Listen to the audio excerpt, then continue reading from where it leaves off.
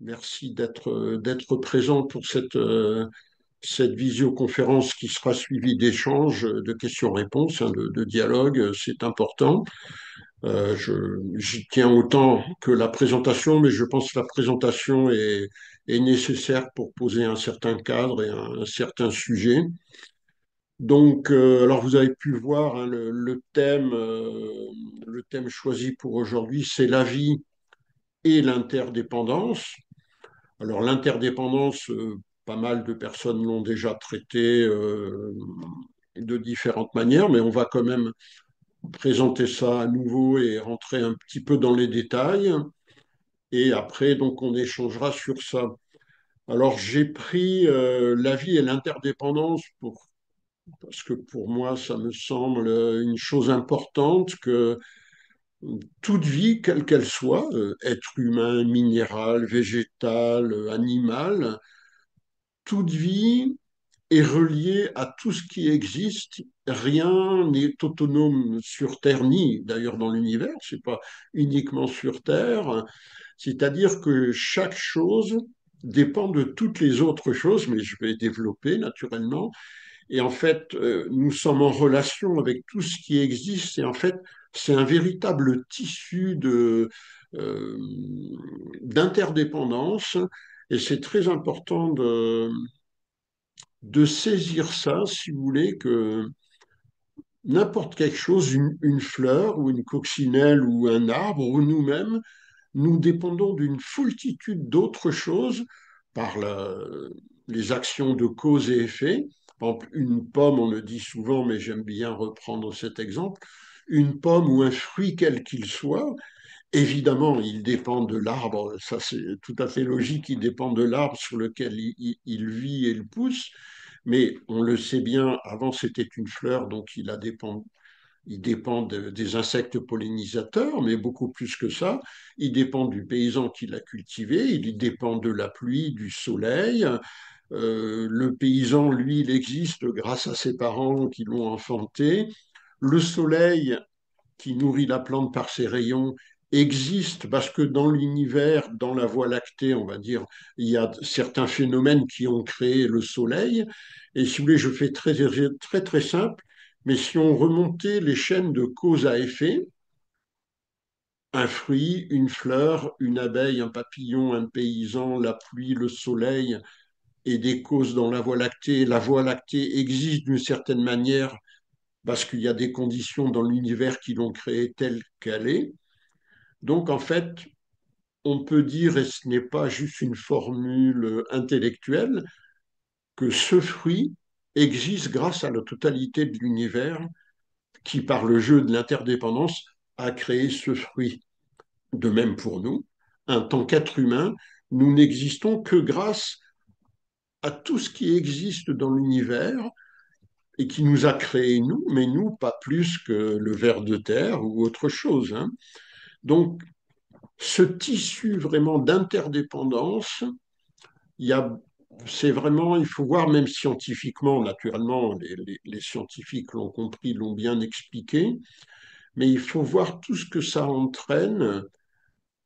La première chose qu'on peut tirer de cette réalité, qui n'est pas une théorie, qui est une réalité, c'est que nulle part sur Terre ou dans l'univers ou dans la vie, nulle part il n'y a une chose qui est autonome, qui existe en elle-même. Rien n'est autosuffisant, auto-existant. Nous tirons tout ce que nous sommes, physiquement, évidemment, de l'extérieur, de la nourriture, du soleil, de l'air qu'on respire, mais aussi intellectuellement, ce que nous sommes intellectuellement est lié à nos lectures, à nos contacts, aux films que nous avons vus. Donc on va dire notre vie intérieure, en fait, vient de l'extérieur également, ce que nous ont dit nos parents, nos amis. Et donc, même intellectuellement, psychologiquement, nous avons été formés par l'extérieur. Et c'est assez amusant, puisque, en fait, réellement, nous sommes le résultat du monde, autant physiquement que intellectuellement. Et tous les autres également, hein, nous influons les uns les autres. Donc c'est assez intéressant de voir que notre état, qu'on appellerait état intérieur, en fait est construit sur l'extérieur. Intérieur, c'est une dénomination pour parler de la psyché humaine, hein, mais elle n'est pas séparée. Il n'y a rien de séparé. Donc ça, c'est déjà assez important et on peut faire un petit clin d'œil au bouddhisme. Le Bouddha, en tant que penseur religieux, a eu un départ original pour lancer son mouvement. Donc c'était en Inde, évidemment, hein. Et en Inde, il y a cette croyance en l'Atman qui est, on va dire, qu'est l'équivalent, entre guillemets, de l'âme. C'est pas exactement pareil, mais on estime qu'il y a un esprit individuel qui se réincarne en s'améliorant vie après vie et qui, à un moment donné, quand il atteint la sagesse, cet esprit, l'Atman, se fond dans le Brahman et voilà, c'est la libération. Et en fait, le Bouddha, en posant l'interdépendance des choses, il a tout simplement dit, mais en fait, l'Atman n'existe pas. Il n'y a rien d'autonome, il n'y a pas d'esprit individuel. Et en fait, il a juste proposé un raccourci assez fulgurant en disant, l'Atman n'existe pas, il faut se libérer de cette illusion. En fait, nous sommes déjà en union avec Brahma. Là, je prends les explications indiennes, hein. Et donc, il a fait un raccourci fulgurant en disant, il n'y a aucun Atman. Donc, mais après, il y a la croyance du moi, ça c'est autre chose, hein, naturellement. Donc, par le jeu d'interdépendance, on voit qu'il n'y a rien qui existe en soi-même, rien d'autonome, autant physiquement que intellectuellement. Mais en fait, il faut naturellement creuser un peu cet état des lieux, l'interdépendance, puisque en fait, cette interdépendance, naturellement, nous relie à l'univers, ce qui fait que nous ne sommes pas... euh, si on perçoit ça, on ne peut pas se sentir un inconnu dans l'univers, puisque nous sommes le fruit de l'univers, nous sommes le produit de l'univers, et donc il n'y a pas l'univers et nous, où on aura un sentiment de solitude, comme on voit parfois dans des dessins, une personne qui regarde l'immensité de l'univers et qui crie est-ce qu'il y a quelqu'un parce qu'il se sent désespérément seul et isolé. Si on sent bien cette interdépendance, cet effet d'isolement, de solitude est un peu caduque parce qu'on voit vraiment que on peut presque dire entre guillemets on est EST l'univers. Comme on se promène dans la forêt, en fait, on est EST la forêt ou dans la nature, on est la nature.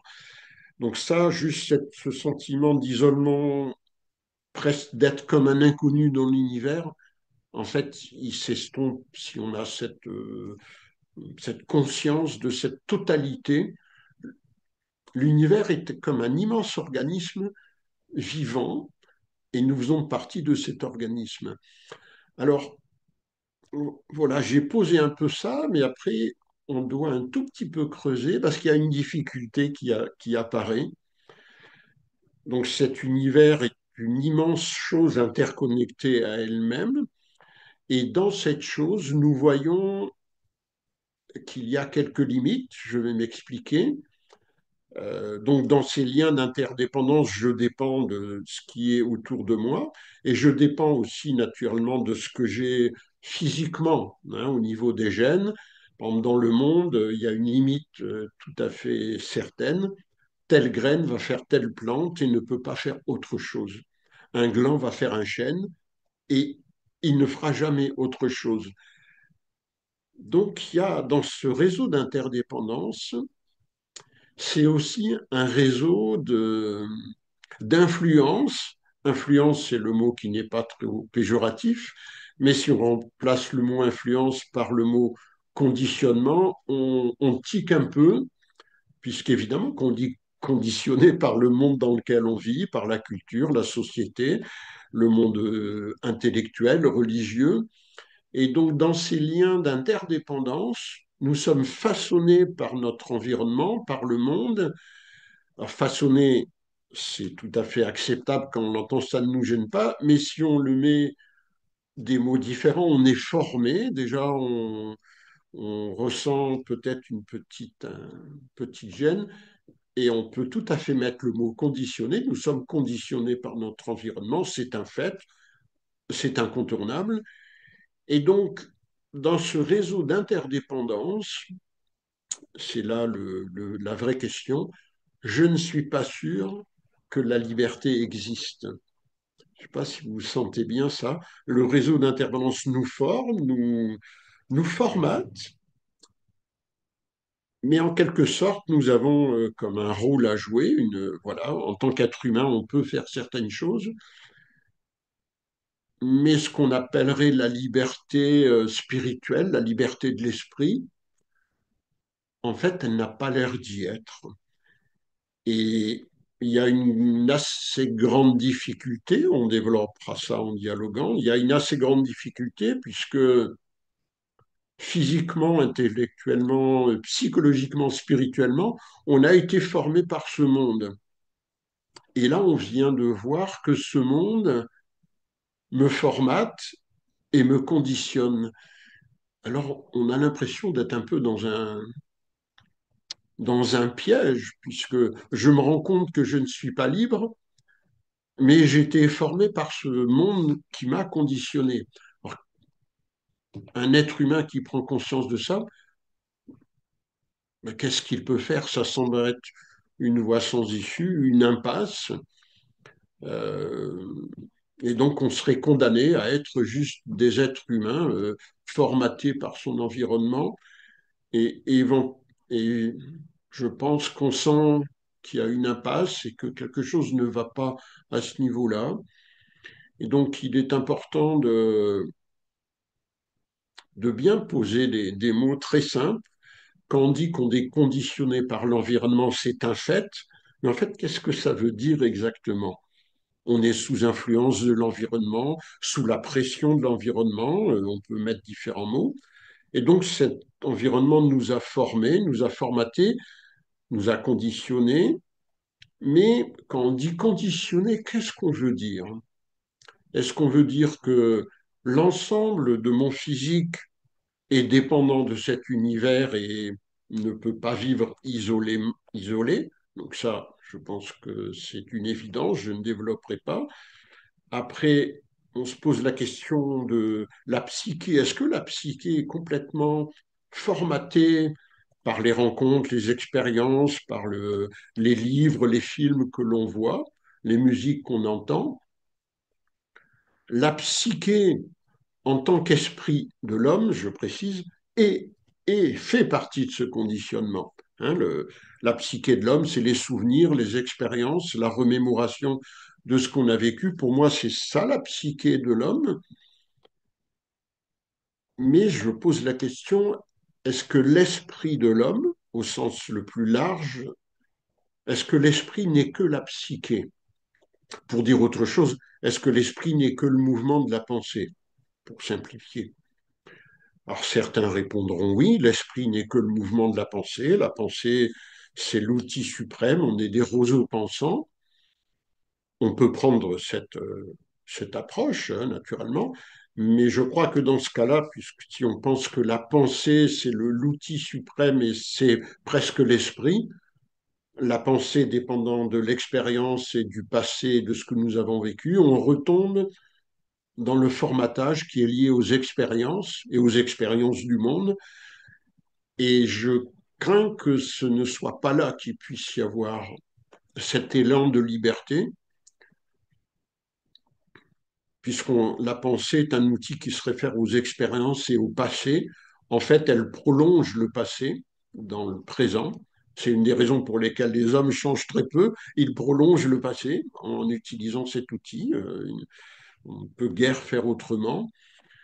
Et donc, la question, y a-t-il, est-ce que dans l'esprit de l'homme, au sens très très large, il y a autre chose que le mouvement de la pensée, que le mouvement de la mémoire, que la référence aux expériences? Ça peut paraître un peu exotique et un peu abscon, mais c'est une question que l'on peut se poser, auquel il ne faut pas répondre trop vite, parce qu'on dit oui, oui, et cette affirmation fait peut-être partie que du mouvement de la pensée. Donc, peut-être il faut ralentir. On a le mouvement des pensées, le mouvement de la mémoire que l'on connaît naturellement. Et quelqu'un vient et dit, mais n'y a-t-il que cela? Comment, comment découvrir s'il y a autre chose? Parce qu'on peut se nourrir d'illusions, hein, croire qu'on est au-delà de la pensée alors qu'on a les pieds dedans. Comment découvrir s'il y a un au-delà de la pensée? Pour l'instant, nous n'avons aucune idée de ce que c'est. On connaît la pensée. Et peut-être que dans un premier temps, on devrait faire avec ce qu'on a, avec l'outil avec lequel on est intime, la pensée. Pour découvrir autre chose que la pensée, je devrais peut-être essayer dans un premier temps, de manière tout simple, simple en apparence, mais si j'utilise la pensée, je ne peux pas découvrir s'il y a autre chose. Donc peut-être au début, je devrais me poser la question, mais peut-être que de temps en temps, je pourrais ne pas utiliser la pensée pour voir ce qui se passe. Voyez. Parce que si cet outil est utilisé en permanence, ce qui est souvent le cas, on ne peut pas voir s'il y a autre chose. Mais une fois qu'on a dit cela, je regarde mon horaire, ça va. Ne pas utiliser la pensée, c'est tout à fait très très exotique, presque kafkaïen, presque surréaliste. Il n'y a que quelqu'un comme Paul Pujol qui pose ces questions. Quelle drôle d'idée. Et donc ça nous trouble, ça nous paraît limite presque stupide. Et en fait, on est troublé, on trouve ça surprenant, presque bête comme proposition, parce que justement, nous avons identifié notre esprit à la pensée. Nous pensons, justement, nous pensons que la pensée, c'est l'esprit. Et que si on retire la pensée, c'est comme si on nous retirait l'esprit. Et il y a un peu un vertige de nihilisme. On dit, attendez, si on retire ça, mais qu'est-ce qui reste, monsieur? De quoi vous nous parlez? Vous nous parlez de disparaître, d'être réduit à néant? C'est totalement absurde. Donc, on a ce sentiment de gêne et de recul parce que nous sommes convaincus que le mouvement de la pensée, c'est le mouvement de l'esprit. Et ce sentiment, cette impression n'est peut-être en fait due qu'à la propagande de la pensée qui fait sa propagande dans notre tête. Elle nous dit je suis l'intelligence, je suis. Alors la pensée a des qualités, hein, naturellement, et de grandes qualités. Mais peut-être qu'elle se prend, qu'elle se présente pour quelque chose qu'elle n'est pas. La pensée existe, elle a sa raison d'être, elle a sa fonction dans l'esprit,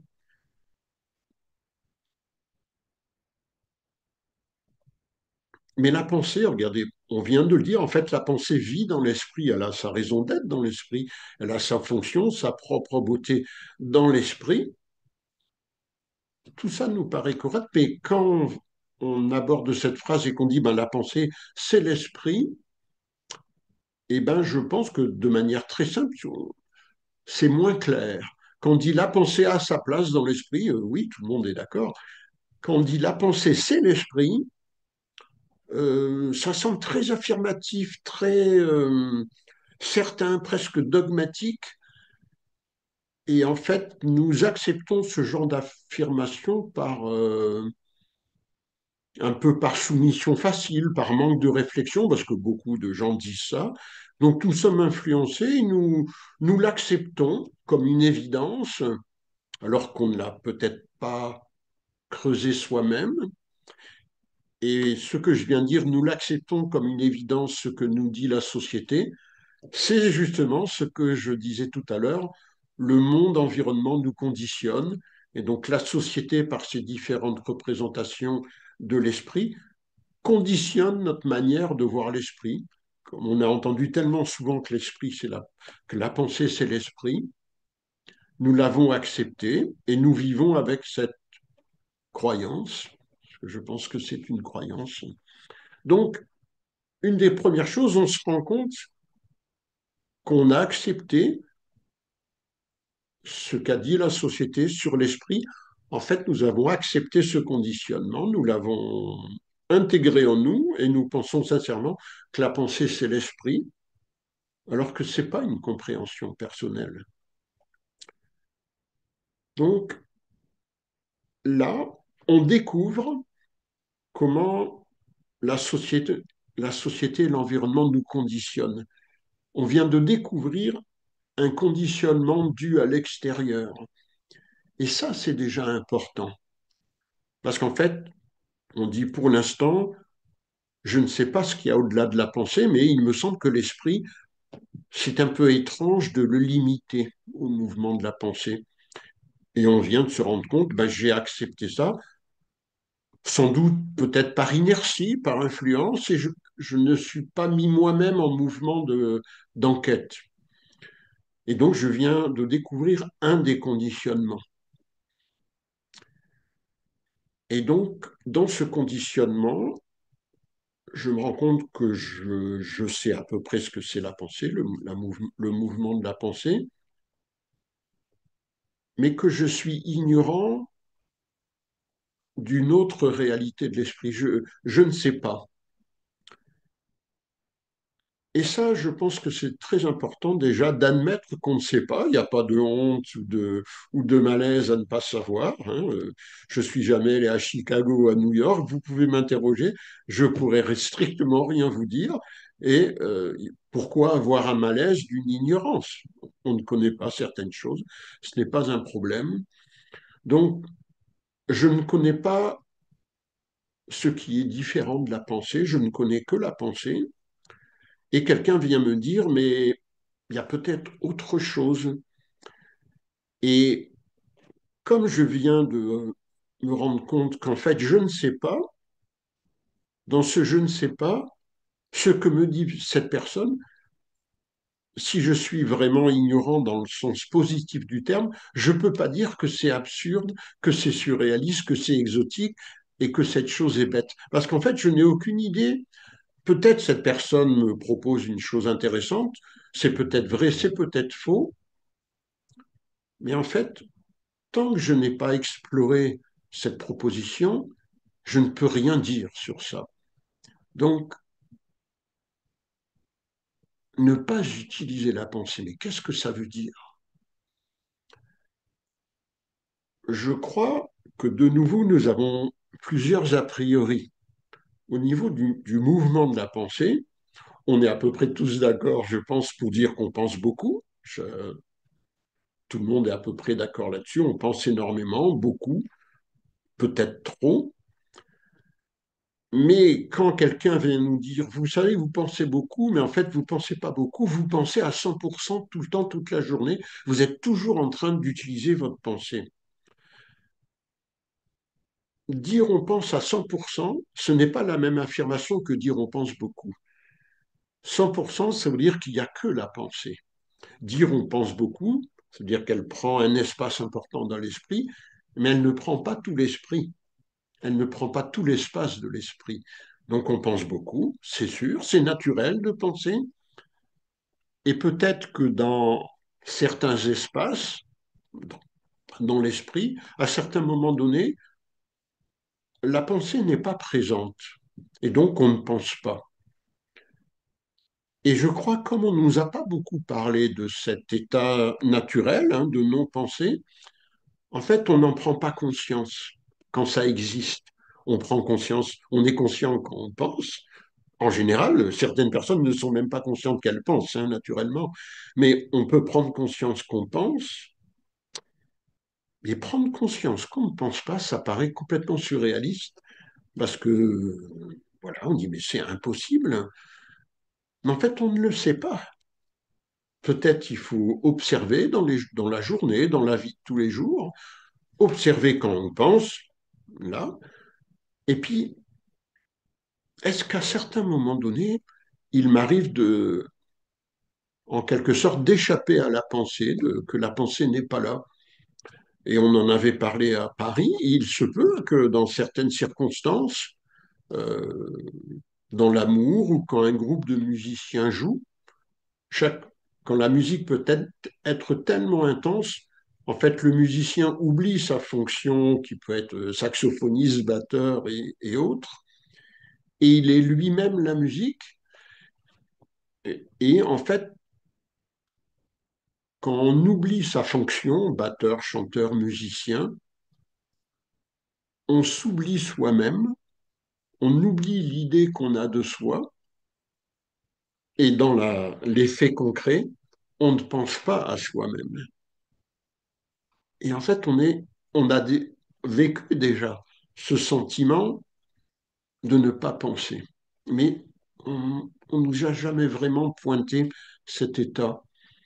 Euh, donc je pense que ça existe et je pense qu'on peut en prendre conscience, on peut être en contact avec ça.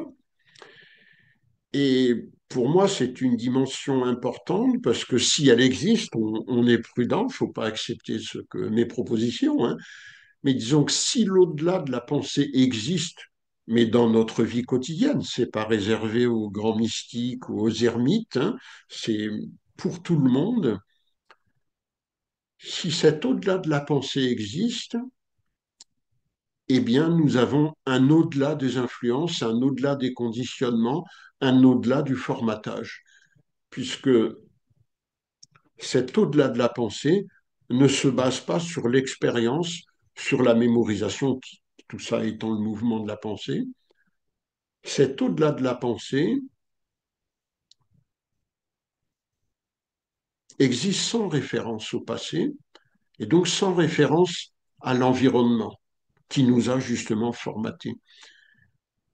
C'est presque la porte, entre guillemets, c'est un symbole, hein, c'est presque la porte ou la clé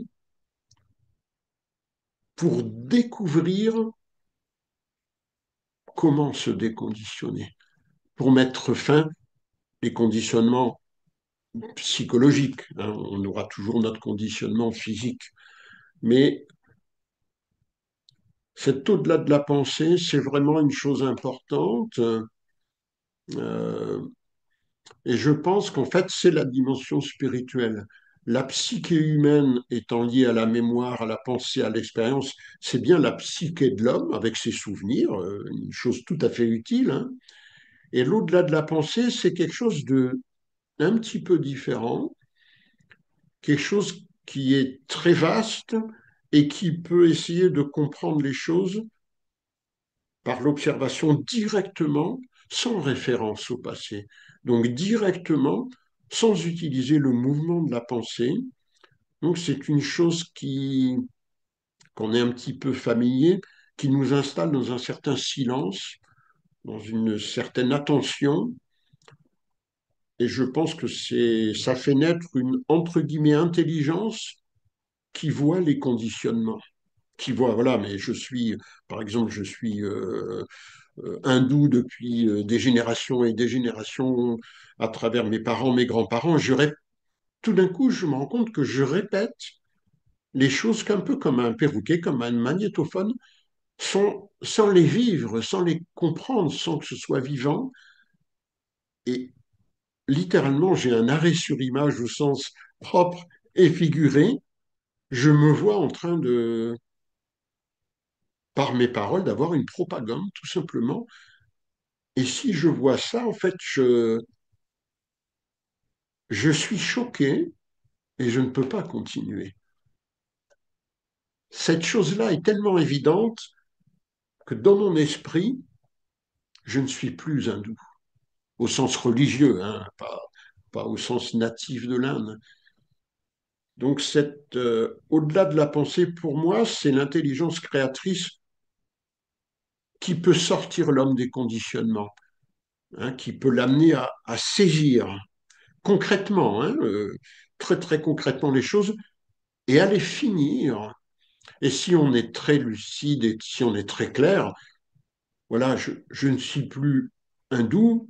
Et naturellement, je ne vais pas remplacer ça, je ne vais pas devenir bouddhiste ou chrétien remplacé par une autre prison. Quand on a vu ça, comment on peut dire ça? C'est comme une mutation. Il ne peut pas y avoir un retour en arrière. On, on a fini quelque chose. Donc, on ne va pas retomber dans une nouvelle religion ou dans une secte, c'est pareil, un cercle ésotérique. On est sorti d'une structure, on a vu par la vision pénétrante la stupidité de ces structures, et c'est cette vision qui a fait que je me suis libéré. C'est cette vision qui fait la libération. Tout attachement vis-à-vis de cette chose a totalement disparu, et l'homme, là, le plus merveilleux, découvre l'acte d'apprendre et de voir par lui-même. Vous savez, sans dépendre de qui que ce soit. On devient son propre flambeau. On a besoin, on ne s'est appuyé sur aucun livre, sur aucun dire d'un sage. On a eu soi-même cette vision très claire qui a mis fin à quelque chose. Et ça, c'est très important. Dans cette vision très claire, vu qu'elle est indépendante de la pensée, eh bien, elle est indépendante de tout référencement à qui que ce soit. On ne se réfère, dans cette clarté, on ne se réfère ni à Jésus, ni à Bouddha, ni à quoi que ce soit. Ce n'est pas nécessaire. C'est absolument hors de propos. Euh, voilà, donc, vous avez remarqué naturellement l'interdépendance, je l'ai définie, je l'ai cernée, mais en fait, on a glissé assez vite vers autre chose parce que l'interdépendance, c'est assez facile à comprendre. C'est un tissu d'interrelation qui nous fait et nous défait, qui nous forme. Et dans cet immense tissu, la liberté intérieure, spirituelle, elle n'est pas dans cet immense tissu, elle se situe ailleurs. Et donc le challenge pour l'homme, c'est d'essayer de découvrir s'il y a autre chose, naturellement. Peut-être, Paul Pujol vous raconte des blagues et il n'y a rien d'autre, mais au moins, il faut se poser la question, est-ce qu'il y a que cet immense réseau ou est-ce qu'il y a un au-delà de ce réseau? Voilà, j'ai fini à peu de choses près mon introduction, ma présentation. Je- Après, si peut-être d'autres choses peuvent venir hein, dans les questions-réponses, naturellement. Et donc, voilà, oui, ça fait trois quarts d'heure. Donc, on a maintenant trois quarts d'heure d'échange sur ce que je viens de dire ou des choses qui se rattachent à ça. Euh, voilà, donc je ne sais pas si quelqu'un voudrait intervenir pour qu'on développe un thème ou deux, comme vous voulez, Cyril, Isabelle ou Anne-Marie. Alors, par contre, il faut mettre le micro, Allô? hein, si vous voulez. Est-ce qu'on m'entend là? Ouais, impeccable, très bien. Ouais. Ben, merci beaucoup. J'ai une petite remarque en fait qui va Oui, en ton sens. Tu as parlé du mot intelligence. oui.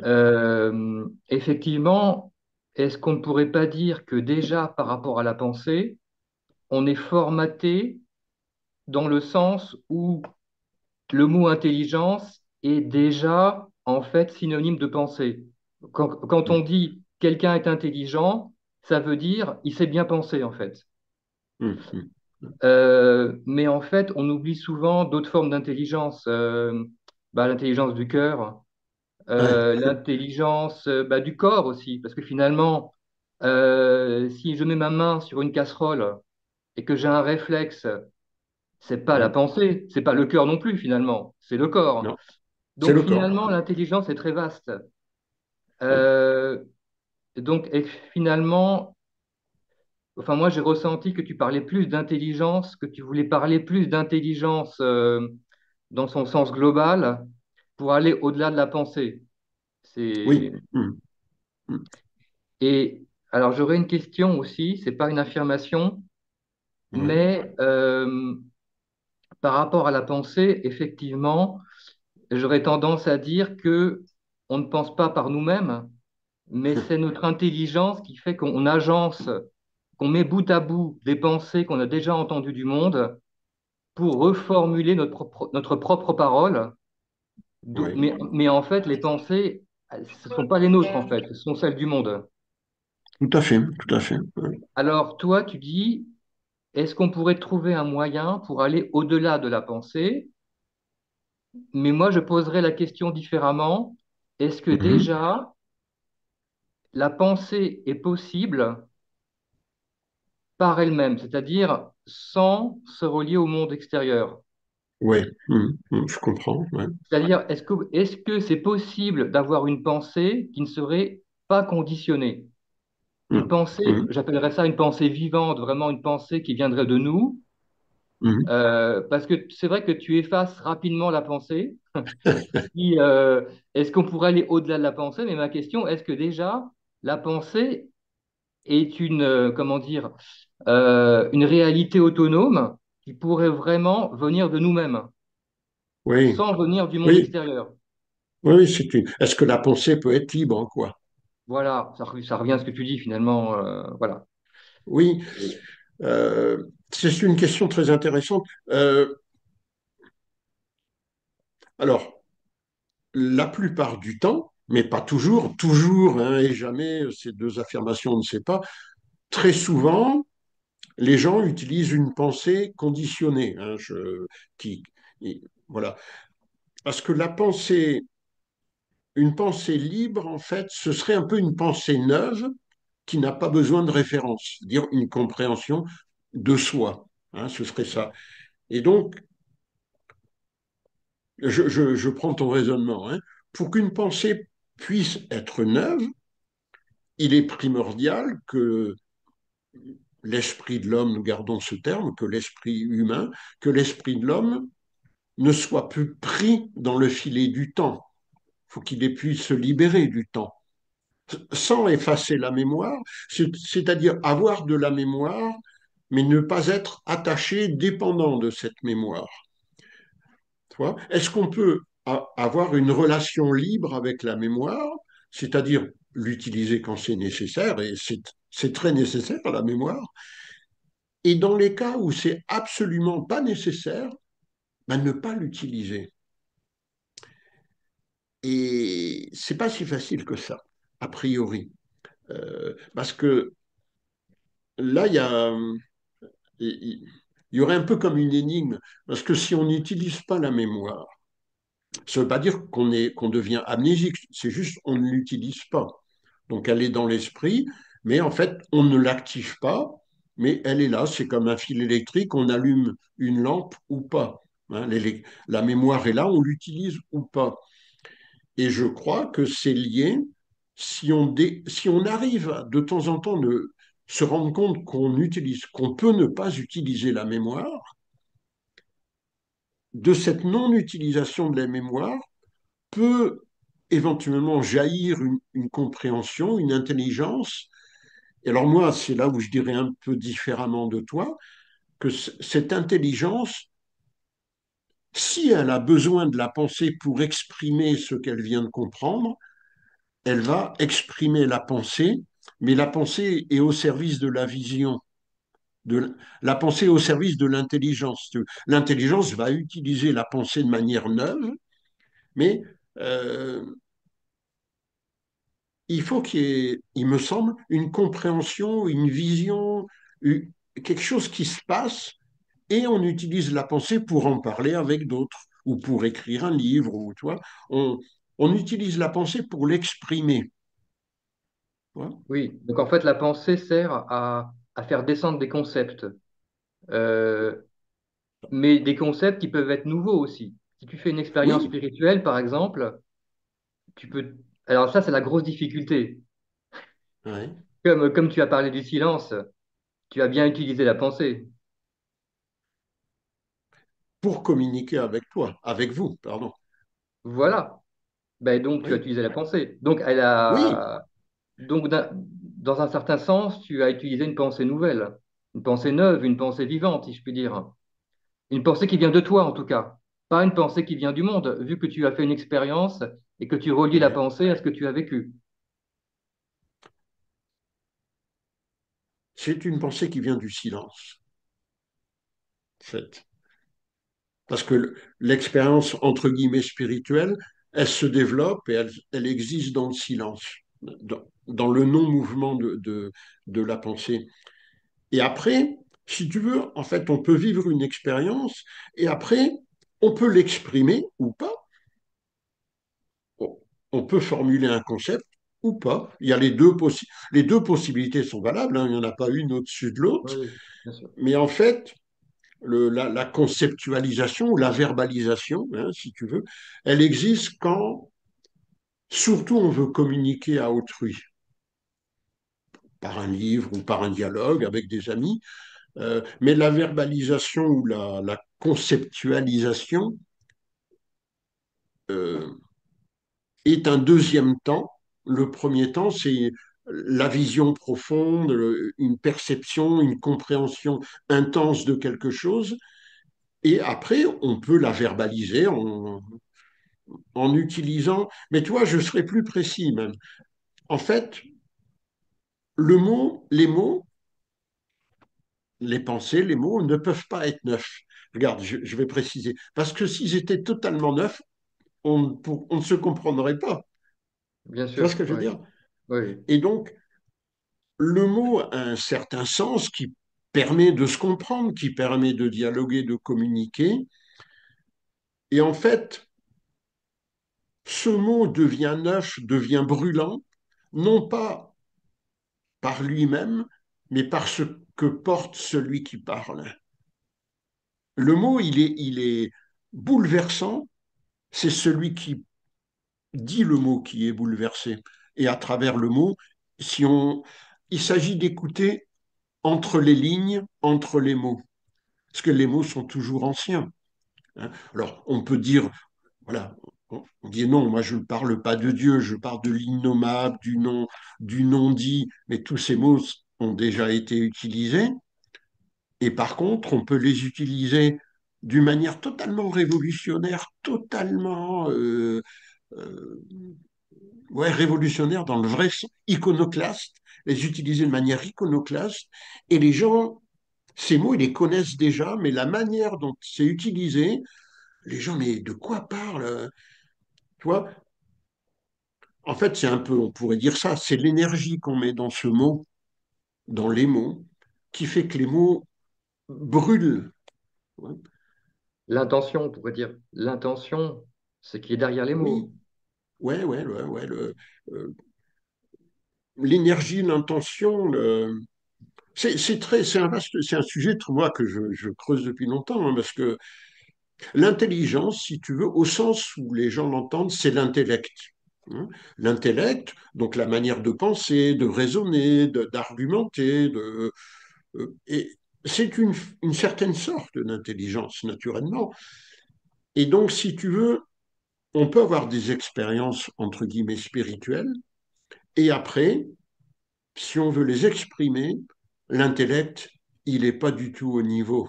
On utilise les mots, mais presque bêtement, et il y a comme un réglage, et qui peut durer des années et des années et des années, que l'expression, pour qu'elle soit aussi intense que l'expérience, eh ben, il y a un réglage énorme, énorme, énorme, parce que les mots ne portent pas la même chose. Et donc, Oui, Krishnamurti, il a mis plus de 25 ans, par exemple, pour que ce soit OK, pour que son expérience, son expression soit vraiment pile poil en rapport avec son expression. Donc,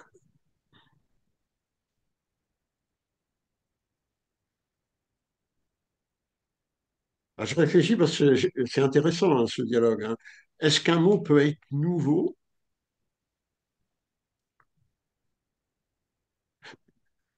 Je dirais pas dans sa forme, parce que sinon on ne le comprendrait pas. Mais je pense en le mettant dans une présentation différente, en le disant, attendez, ça veut dire ça, mais ça peut dire ça aussi. En fait, ça hum, veut dire autre chose. Le même mot, en fait, tout d'un coup, on peut lui donner un sens euh, inattendu, auquel les gens n'ont pas pensé, et ça ouvre des portes énormes. Que tout d'un coup, ce mot, mais ça veut dire ça, mais c'est une découverte. Tu vois. Quand on arrive à employer un mot avec un sens euh, tout différent, oui. C'est un peu comme la musique finalement. On a les mêmes notes, mais les musiques hein. sont différentes, elles expriment des choses différentes. C'est ça finalement aussi, hein. Oui, T'as une partition de Bach, mais chacun va la jouer différemment. Mais je veux dire, une partition de Chopin va utiliser les mêmes notes que Bach, mais ça sera des choses différentes. Ça exprimera des réalités spirituelles différentes, on va dire. C'est ce qu'on Oui, pourrait dire. oui, oui, oui, oui. Euh, mais, mais tu vois, on pourrait utiliser ce mot l'inspiration pour la musique ou Oui, pour l'écriture aussi d'ailleurs, hein. L'inspiration, c'est comme le poème, le poète. L'inspiration fait que le poète, il prend sa plume et la création se fait. Il a presque l'impression que c'est même pas lui qui crée, ça le traverse et il couche oui, un poème et c'est des mots connus, mais l'agencement de ces mots, ça donne un sentiment différent. C'est un nouveau sentiment, si tu veux. Et je trouve que moi, ce qui me parle beaucoup, c'est l'inspiration et d'où vient l'inspiration. Enfin, quelle est la source de cette inspiration, cette inspiration créatrice, voilà, et qui va créer effectivement une musique nouvelle, une, une approche de la vie différente.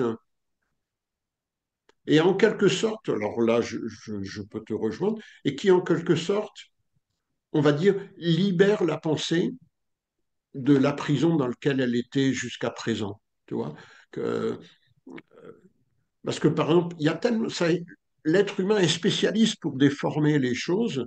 Euh, Tu vois, et les épicuriens aujourd'hui, hein, les épicuriens, on dit voilà, c'est les esthètes, les gens qui goûtent les meilleures choses, qui boivent le meilleur vin, qui sont très pointus en recherchant les qualités, blablabla. Bla, bla, bla. Mais en fait, Épicure, le philosophe, lui, il prônait l'austérité. oui, Et donc, là, c'est devenu le contraire. Et c'est très souvent ça. Et redire, attendez, mais aujourd'hui, c'est défini comme ça. Mais vous savez, messieurs, dames, c'est pas du tout ça, hein. Les bodhisattvas, par exemple, dans le bouddhisme, tu as entendu parler, hein, le oui, bodhisattva, c'est un être au bord de l'éveil, au bord de la réalisation. Il renonce à son éveil pour sauver l'humanité. Alors, ça fait une figure romanesque, hein, et puis presque une divinité. Ça, c'est l'explication actuelle contemporaine, mais c'est pas du tout ça dans le bouddhisme d'origine. C'est carrément presque l'opposé.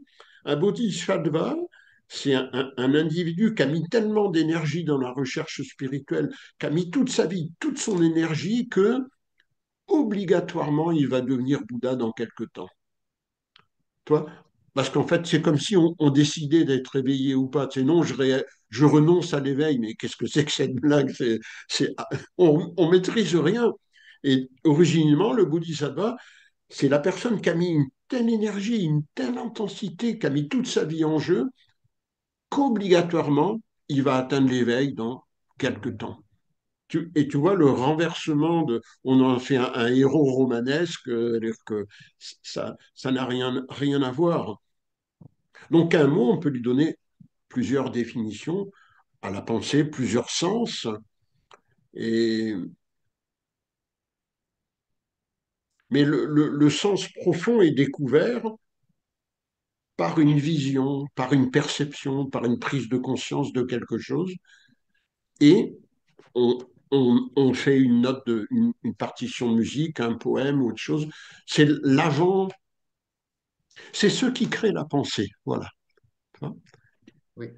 C'est-à-dire qu'en fait, l'inspiration, ça serait le vide, enfin le vide, j'aime pas ce mot-là, mais ce que tu appelles le silence finalement. L'inspiration vit dans le silence et c'est un peu la source, ça serait la source enfin, oui, de création. Euh, Quand tu lis des biographies de compositeurs, par exemple, certains disent, j'ai entendu la musique, Ah, c'était magnifique, donc, je l'ai exprimé avec des notes, mais c'est comment dire, un pâle reflet. C'est même si la musique qu'ils ont composée est magnifique, ça n'a rien à voir avec ce qu'ils ont entendu réellement, en fait. Donc, voilà, c'est un peu ce que tu exprimes avec la pensée, je pense aussi. Une mélodie, c'est une pensée musicale aussi, on pourrait dire, Oui, oui, oui. mais Oui, ouais, voilà, il y a un mystère de l'inspiration quand même. oui. Et ce que tu dis, il y a une chose délicate mais intéressante à creuser, juste ça. Si tu veux, voilà, par exemple, un musicien, comme tu dis, a entendu une musique et l'a retranscrit, et en la retranscrivant, c'est pas mal, mais c'est pas aussi grandiose que ce qu'il avait entendu. En fait, la perception, la prise de conscience, la vision pénétrante, on peut mettre 20 000 mots, c'est l'instant où l'esprit est clair, où il se libère de quelque chose, et après il explique. Mais il explique en mots, en pensée, mais naturellement, l'explication, le mot liberté, c'est très pauvre par rapport à la liberté vraiment. Le mot n'est pas la chose, toi, l'explication. Et je vais juste rajouter un petit quelque chose.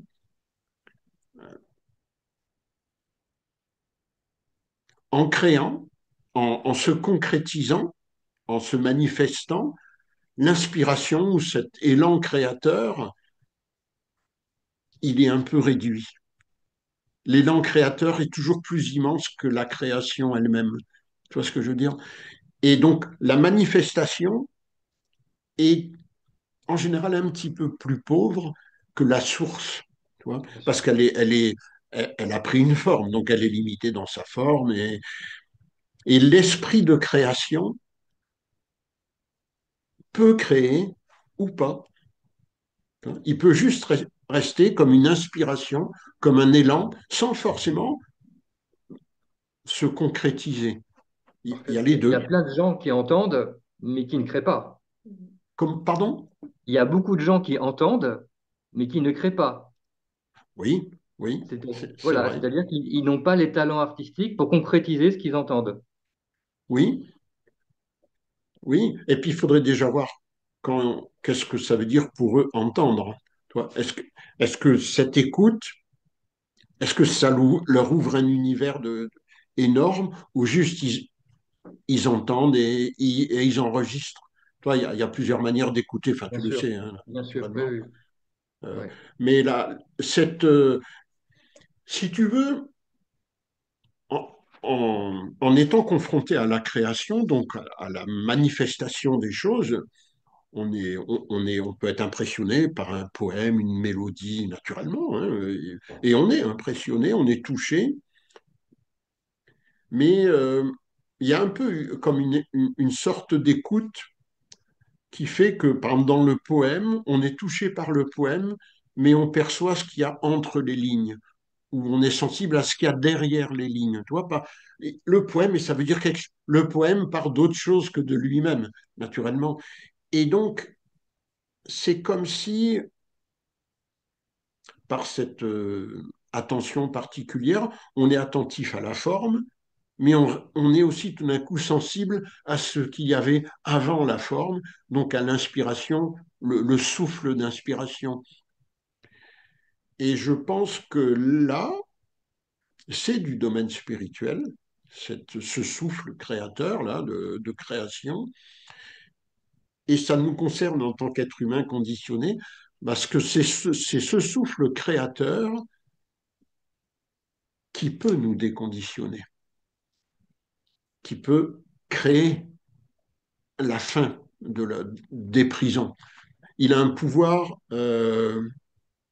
libérateur dans le sens où il est tellement clair que les choses dans notre esprit qui vivent parce qu'elles sont dans l'obscurité, elles sont opaques, on n'arrive pas à les saisir, quand il y a cette clarté qui arrive, les choses qui étaient dans l'ombre, elles sont mises au jour et on dit, ah mais c'est ça, mais évidemment. Et toi, ça révèle les choses et ça les fait finir. Et je pense que le conditionnement commence par la fin des conditionnements, naturellement. Il faut finir. Et on a un peu de difficulté avec cette notion de fin, de finir quelque chose, mais définitivement et pour toujours. Ça trouble, je ne sais pas vraiment pourquoi, hein, mais ça trouble pas mal de personnes Alors que maintenant, si vous souffrez, vous ne voudriez pas que cette souffrance finisse pour toujours. Là, tu dis, ben oui, naturellement, mais alors pourquoi ça vous trouble? Là, il y a des, pas des anomalies, on va pas dire des contradictions parfois dans le. Mais donc, la pensée peut être vivante, intense, forte, mais cette chose vient de ce qu'il y a un peu décalé par rapport à elle. Elle est mise au service de ça, si tu veux. Tu vois. Elle est mise entre guillemets au service. Attention, il faut Hmm. faire attention avec les mots. Elle est, elle est utilisée, si tu veux, par cet élan et qui peut rendre une pensée tout à fait vivifiante, étonnante, surprenante.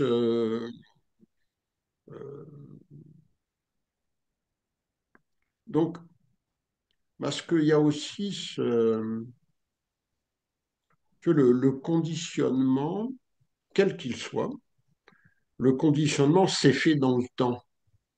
On n'est pas conditionné en une seconde. Il faut une expérience, une deuxième expérience, lire un livre, un autre livre, et petit à petit, on est convaincu de certaines choses et on est conditionné par ce qu'on a étudié assez souvent.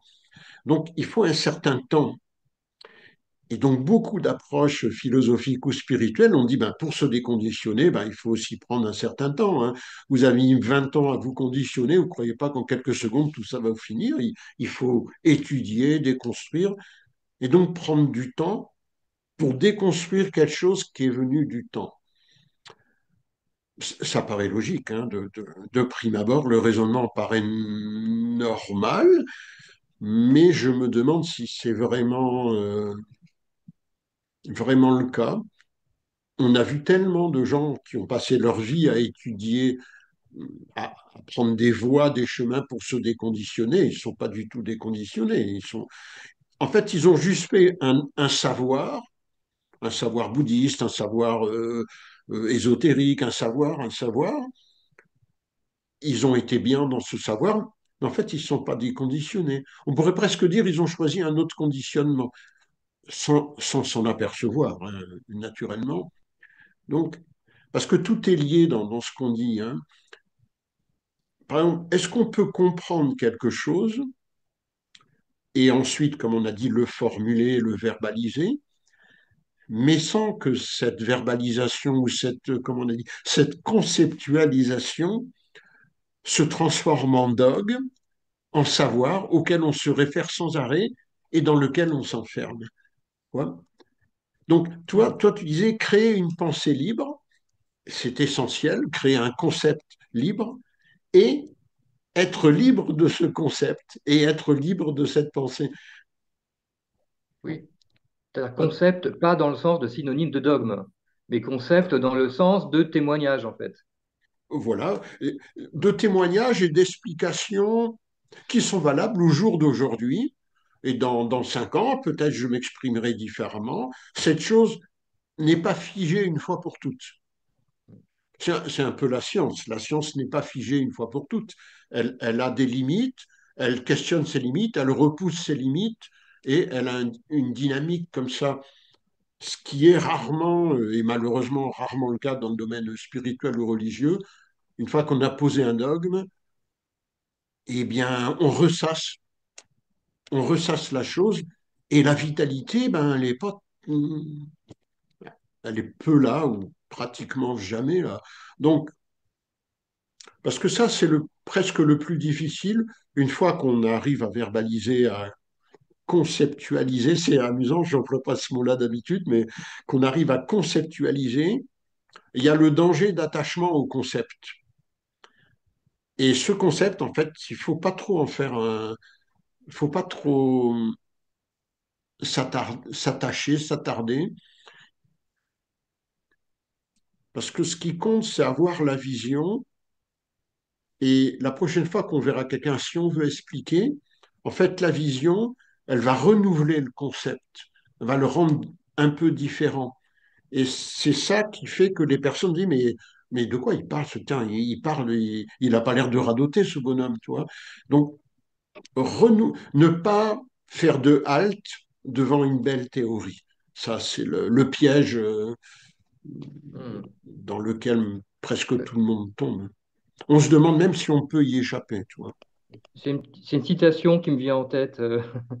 Ouais, En fait, quand tu parlais du temps, en fait, qu'on était conditionné par rapport au temps, euh, tu vois, dans Parsifal de Wagner, ouais, l'opéra de Wagner, il y a un moment donné où c'est Gurnemanz qui est on va dire, le maître de Parsifal.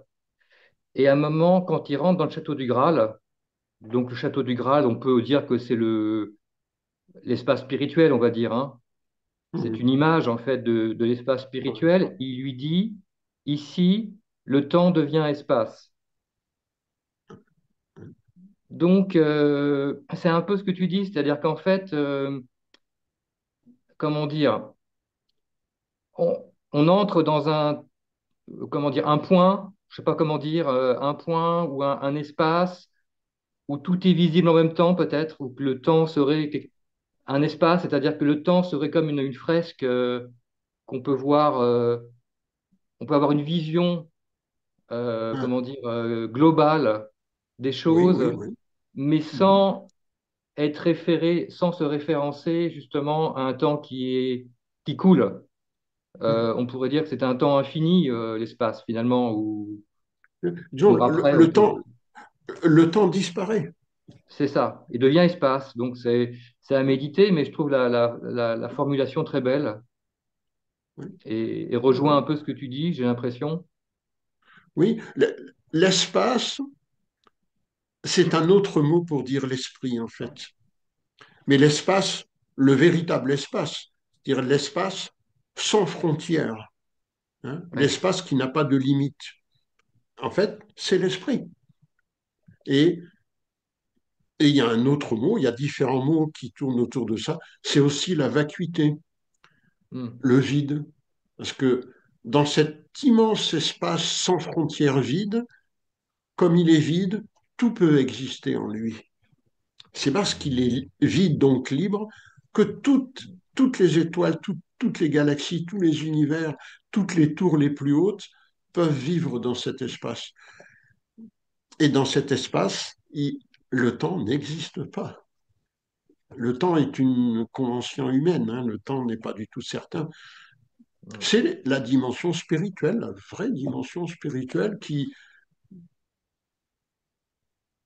est un espace sans borne qui n'exclut rien, qui ne peut rien exclure, puisqu'il n'a pas il n'y a pas autre chose que cet espace, si tu veux. Donc, il ne peut pas y avoir d'excommunication, de blague.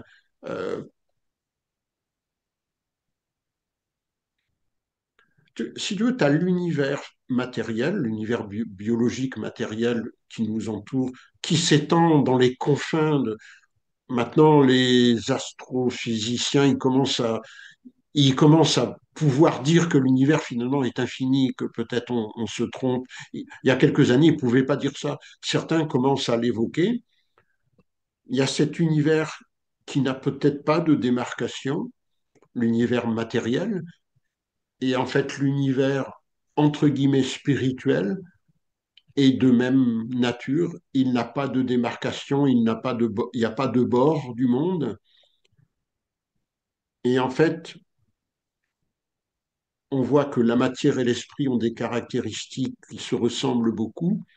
Et en fait, les deux ne sont peut-être qu'une seule et même chose, que l'esprit et la matière et l'esprit, et qu'en fait, ça fonctionne ensemble, et qu'on a commis une erreur depuis pas mal de temps d'avoir fait cette dualité un peu ridicule en mettant l'esprit très haut et la matière en la condamnant, en disant il faut faire attention.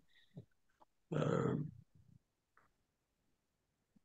Si tu veux, pour l'être humain classique, l'espace, ça ne veut pas dire grand-chose pour lui. L'espace, en fait, c'est des distances entre lui et sa femme, lui et son voisin, ou entre ce que je suis aujourd'hui et ce que je serai demain. C'est des distances à parcourir avec un but défini. Il y a le point A et le point B. Mais c'est très petit, ces distances. Et comme on est obsédé par ces distances, on a perdu la perception de ce qu'est l'espace, véritablement. On ne sait, les gens ne... Hmm. L'espace Parce que spirituel, en s'ils fait. avaient cette notion, on aurait ce sentiment d'infini, tu vois. Et, et la vie serait toute... Ouais. l'esprit doit être libre. L'esprit, il crie, il veut être libre, hein. Et cette liberté, c'est dans cet espace. La liberté, c'est l'air de l'esprit, hein. Et sans ça, l'esprit vit mal. Et donc, l'homme vit mal, naturellement. Il faut avoir une vie immense, hein, quelque chose d'énorme, quoi.